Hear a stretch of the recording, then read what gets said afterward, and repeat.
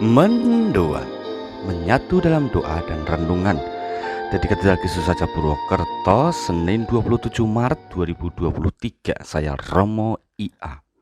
Selamat pagi saudari-saudara. Rahmat Tuhan terlalu cukup untuk bekal perjalanan kita. Bukan saja karena kesetiaan kita, tetapi lebih-lebih karena kasih Tuhan yang memberikan jaminan keselamatan dan karunia berkat bagi kita masing-masing. Untuk itu mari kita renungkan bacaan hari ini diambil dari Injil Yohanes bab 8 ayat 1 sampai dengan 11. Dalam nama Bapa dan Putra dan Roh Kudus. Amin. Tuhan bersamamu dan bersama rohmu. Inilah Injil suci menurut Yohanes. Dimuliakanlah Tuhan. Sekali peristiwa Yesus pergi ke Bukit Zaitun, dan pagi-pagi benar ia berada lagi di bait Allah dan seluruh rakyat datang kepadanya. Yesus duduk dan mengajar mereka. Maka ahli-ahli Taurat dan orang-orang Farisi membawa kepada Yesus seorang perempuan yang kedapatan berbuat zina. Mereka menempatkan perempuan itu di tengah-tengah lalu berkata kepada Yesus, "Rabi, perempuan ini tertangkap basah ketika ia sedang berbuat zina. Musa dalam hukum Taurat memerintahkan kita untuk melempari dengan batu para perempuan yang demikian. Apa pendapatmu tentang hal ini?"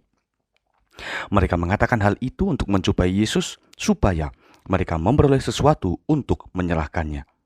Tetapi Yesus membungkuk lalu menulis di tanah dengan jarinya, dan ketika mereka terus-menerus bertanya kepadanya, ia pun bangkit berdiri lalu berkata kepada mereka, "Barang siapa di antara kamu tidak berdosa, hendaklah ia yang pertama melemparkan batu kepada perempuan itu." Lalu Yesus membungkuk pula dan menulis di tanah. Tetapi setelah mendengar perkataan itu, pergilah mereka seorang demi seorang, mulai dari yang tertua. Dan akhirnya tinggallah Yesus seorang diri dengan perempuan itu yang tetap di tempatnya. Lalu Yesus pun bangkit berdiri dan berkata kepadanya, "Hai perempuan, di manakah mereka? Tidak adakah seorang yang menghukum engkau?"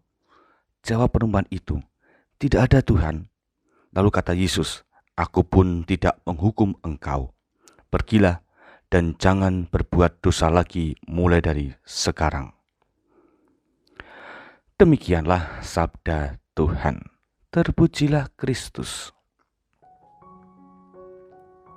"Aku pun tidak menghukum engkau. Pergilah dan jangan berbuat dosa lagi mulai dari sekarang." Saudari-saudara, pesan terakhir Yesus kepada perempuan yang kedapatan berzinah ini menegaskan tentang pilihan sikap Yesus menghadapi aneka tantangan. Yesus tetap berpihak pada hukum kasih.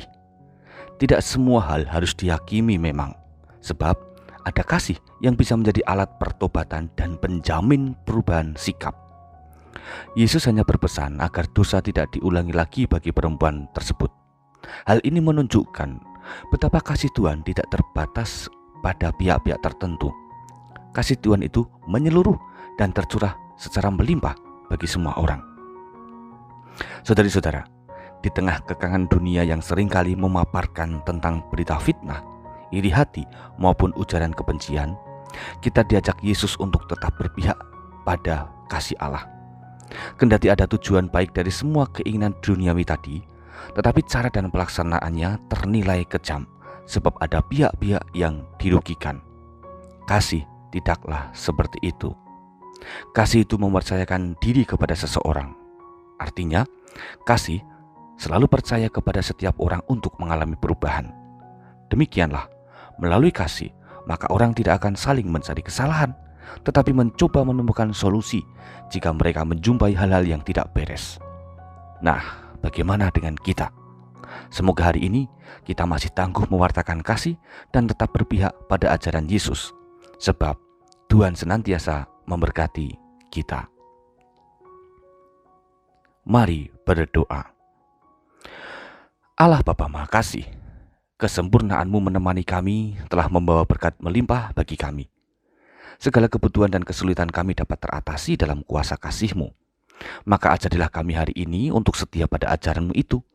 Berilah kami kesempatan untuk tetap berjalan dalam kasih ini demi kedamaian yang dirasakan oleh semakin banyak orang.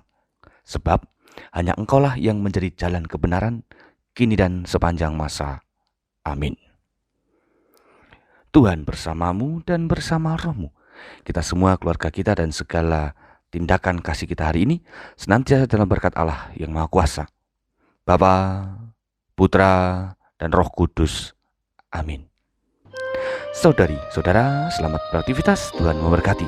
Salam mendoan.